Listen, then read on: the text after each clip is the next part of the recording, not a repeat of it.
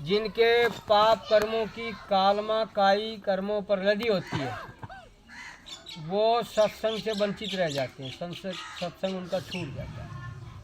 महात्माओं के दर्शन पर्शन छूट जाते हैं। क्यों? क्योंकि जीवात्मा पर जो पाप की काई लदी हुई है कर्मों की, वो कर्मों के जोर, कर्मों का आवेग जीव को सत्संग में नहीं बिठाता ले जा करके। उसके मन में भ्रम भ्रांतियाँ, तमाम प्रकार की शंकाएं उनके भ्रम दिमाग में दौड़ती रहती हैं और वो अपने ही भ्रम जाल में फंस करके जीव और अपना ही अहित यानी नुकसान कर लेता है। वह महात्माओं का दर्शन नहीं कर पाता और सत्संग नहीं कर पाता। गोस्वामी जी महाराज में रामायण में लिखा, पुनर्जन्म के पाप से सत्संग नहीं सुहाए, जैसे जबर के वेग में भोजन की रुचि जाए। अगर आपके ऊपर पिछले जन्मों के पाप लदे हुए हैं तो आपको धर्म कर्म की बात अच्छी नहीं लगेगी, सत्संग आपको सुहाएगा नहीं। क्यों नहीं सुहाएगा? कि जैसे शरीर में बुखार लग गया हो, बुखार आ गया और बुखार आने पर कोई आपको खाना खाने के लिए कहे तो आपको खाना भाएगा नहीं, खाने में रुचि आपकी रहेगी नहीं, मुंह आपका कड़वा हो जाएगा, भोजन आपको अच्छा नहीं लगेगा। क्यों नहीं लगेगा? क्योंकि बुखार यानी जबर का जोर है आपको, वो नहीं लगने देता। ऐसे ही सत्संग का सुनना और महात्माओं का दर्शन, सतगुरु का दर्शन पर्शन करना, ये जीव के संस्कार की क्रिया होती है। जब जीव का संस्कार उदय नहीं होता, संस्कार नहीं बनता, तो जीव अच्छाई को नहीं पकड़ता।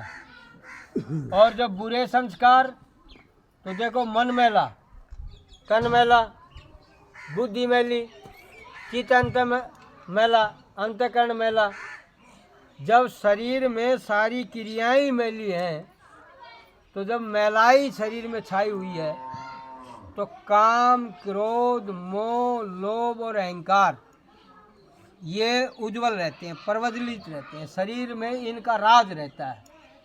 और जब शरीर में काम का, क्रोध का, मोह का, लोभ का, अहंकार का जब शरीर में डेरा डल जाएगा, तो आदमी कामी, क्रोधी, लालची रहेगा।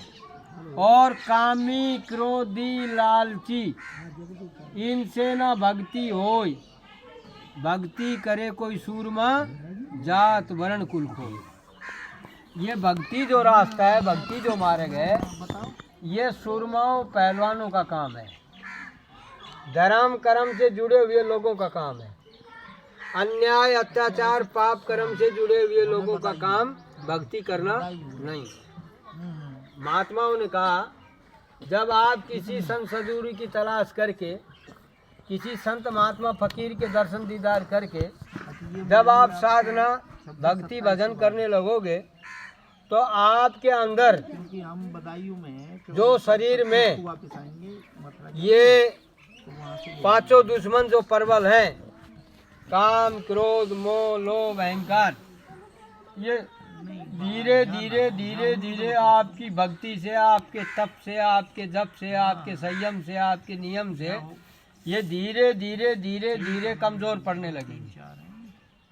इनका वेग, इनकी तरंग जो इनमें हिलोर जो उठती हैं, जो भावनाएं ये दुश्मन हमारी पलट देते हैं, उन भावनाओं का दमन होने लगेगा और धीरे धीरे धीरे धीरे ये कमज़ोर पड़ने लगेंगी। और जब ये धीरे धीरे धीरे कमज़ोर पड़ने लगेंगी, तो महात्माओं ने कहा कि मालूम है क्या होगा? काम, क्रोध, मोह, लोभ, अहंकार, ये 5 स्थान हैं। इन 5 स्थानों पर धीरे धीरे संतोष, विरय, विवेक, सबर, शील, यानी शील, क्षमा, संतोष, विरय और विवेक, ये इसकी जगह स्थान ले लेंगे। काम, क्रोध, मोह, लोभ, अहंकार शरीर से जाने लगेंगे, शील, क्षमा, संतोष, विरय, विवेक आने लगेंगे।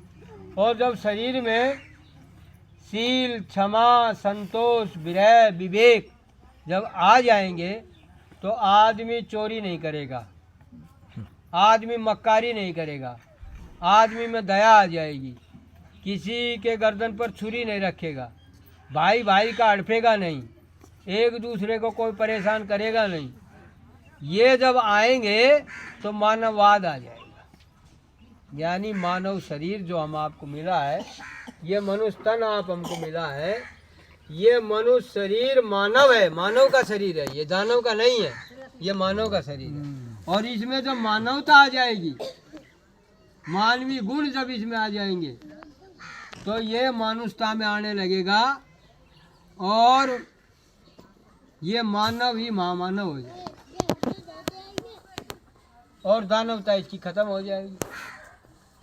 तो इसलिए महात्माओं ने, जितने भी महात्मा आए, सब ने एक तरफ से आवाज लगाई,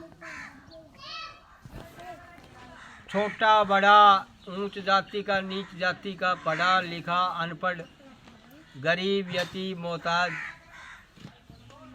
छूत अछूत, सब भेद भावनाओं को महात्मा मिटा करके सारी मखलूका जाति को सच्चाई और ईमान का पाठ पढ़ाते हैं। ये महात्माओं का काम है। और जब महात्माओं से जब हम शिक्षा दीक्षा ले लेते हैं और महात्माओं के संसर्ग में जब हम चले जाते हैं, अपने बाल बच्चों को ले जा करके जब बिठा देते हैं, तो महात्मा उनमें संस्कार डाल देते हैं। महात्माओं का क्या काम है? संस्कार डालना। संस्कार कैसे डालते हैं महात्मा? जैसे आपका अभी थोड़ी समय पहले यही आपकी खेती